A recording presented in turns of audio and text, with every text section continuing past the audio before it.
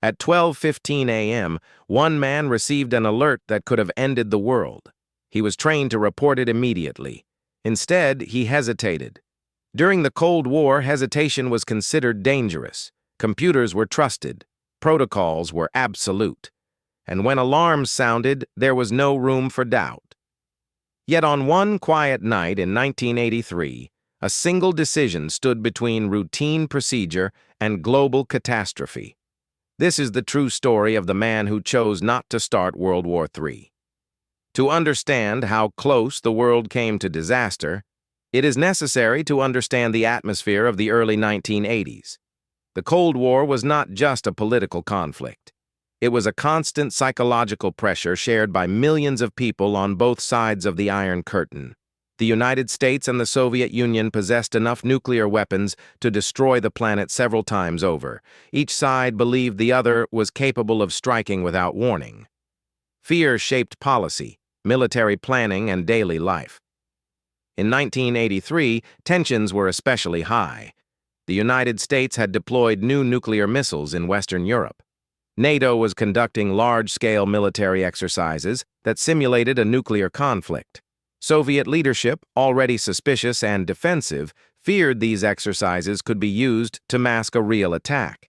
Just weeks earlier, the Soviet Union had shot down a civilian airliner, Korean Airlines Flight 007, killing all aboard and further escalating global tensions.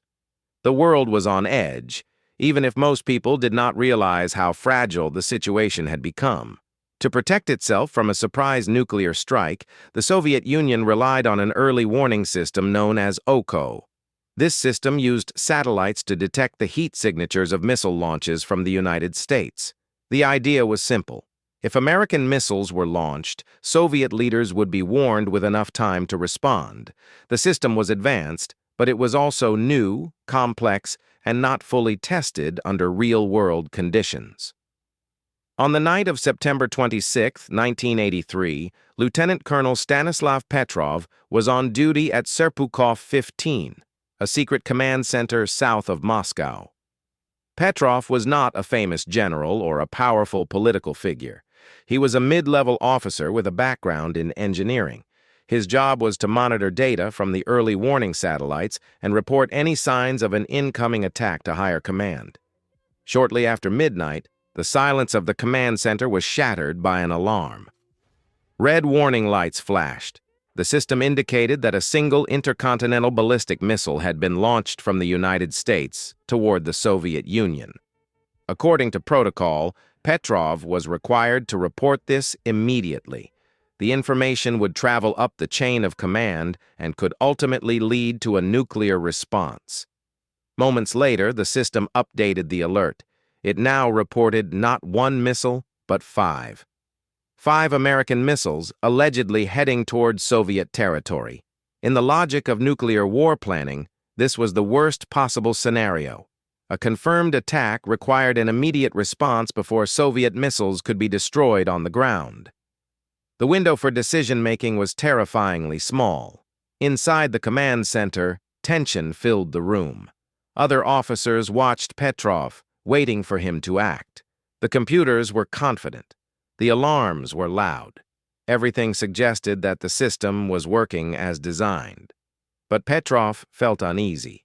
Something about the alert did not make sense. If the United States were launching a nuclear first strike, why would it send only 5 missiles? A real attack would involve hundreds, possibly thousands, launched simultaneously to overwhelm defenses.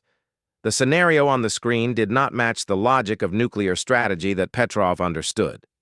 There was another problem. Ground-based radar systems, which should have detected incoming missiles after a certain point in their flight, showed nothing. The satellites claimed an attack was underway, but no other system confirmed it. The early warning system was new, and Petrov knew it had not yet been fully proven reliable. Petrov now faced an impossible choice. If he reported the alert as real and it turned out to be a false alarm, he could trigger a nuclear war by mistake. If he dismissed a real attack, the Soviet Union might be destroyed without warning. Reporting a false alarm could end his career. Ignoring a real one could end civilization. The room was silent as seconds passed. Petrov later described feeling the weight of the world pressing down on him. He understood that whatever he did next would carry consequences far beyond his own life. In that moment, he chose to trust his judgment rather than the machine. Petrov reported the alert as a system malfunction. He told his superiors that the missile warning was false. Then he waited. Moments later, the system updated the alert. It now reported 4 additional missiles, 5 in total, all allegedly heading toward the Soviet Union. Inside the command center, tension escalated rapidly. Alarms sounded. Warning lights flashed. Officers turned toward Petrov, waiting for his report. The machines were confident. The data appeared clear. The system was doing exactly what it had been designed to do. In the logic of nuclear war planning, 5 missiles could represent the opening phase of a larger strike. Soviet doctrine emphasized rapid retaliation. Any delay could result in Soviet missiles being destroyed before launch. Speed was survival. But Petrov felt something was wrong. A real American first strike would not begin with only 5 missiles.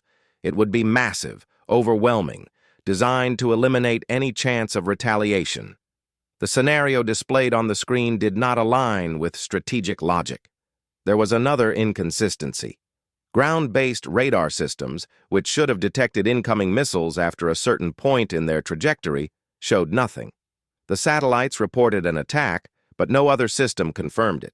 Petrov understood that Oko relied on interpreting light and heat patterns from space. He knew that unusual atmospheric conditions could confuse sensors. He also knew that once he reported the alert, events would move beyond his control. The pressure was immense. Reporting a false alarm could trigger a nuclear response that would kill millions, perhaps hundreds of millions. Ignoring a real attack could doom his country.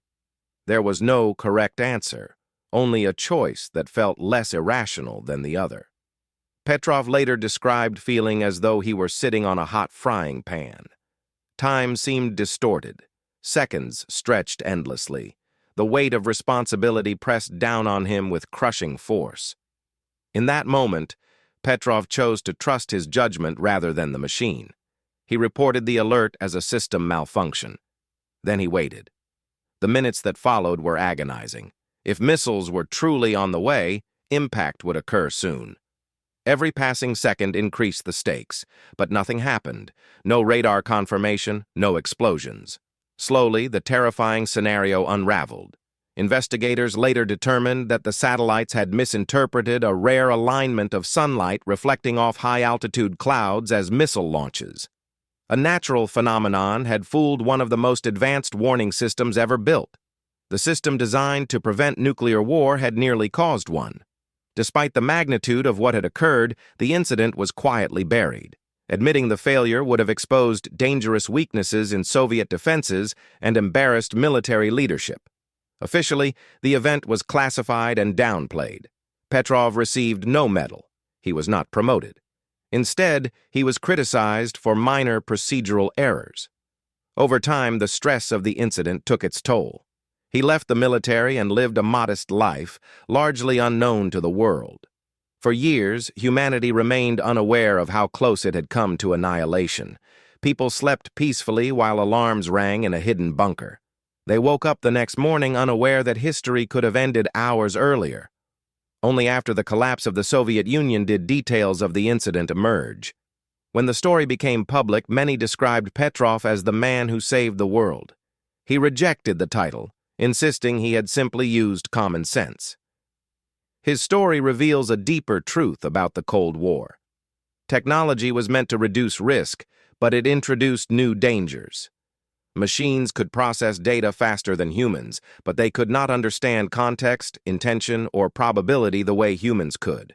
The Cold War was filled with similar close calls. False alarms, misinterpretations, and technical failures occurred on multiple occasions on both sides. Each time, catastrophe was avoided not by flawless systems, but by human judgment and restraint. History tends to celebrate action, strength, and dominance. It rarely celebrates restraint. Yet on that night in 1983, restraint was the most powerful force on Earth. Stanislav Petrov did not change history by launching missiles or issuing commands. He changed history by choosing to wait. Most people alive today will never fully grasp how fragile the world once was, or how close humanity came to self-destruction. The Cold War ended without a nuclear exchange, but it left behind a sobering lesson about the limits of technology and the importance of human judgment. Because one man questioned a machine, the world continued. If you found this story meaningful, consider supporting the channel. Subscribe for more real historical stories like this one. Leaving a like helps others discover these forgotten moments, and I'd love to read your thoughts in the comments. Do you think trusting human judgment over machines was the right decision?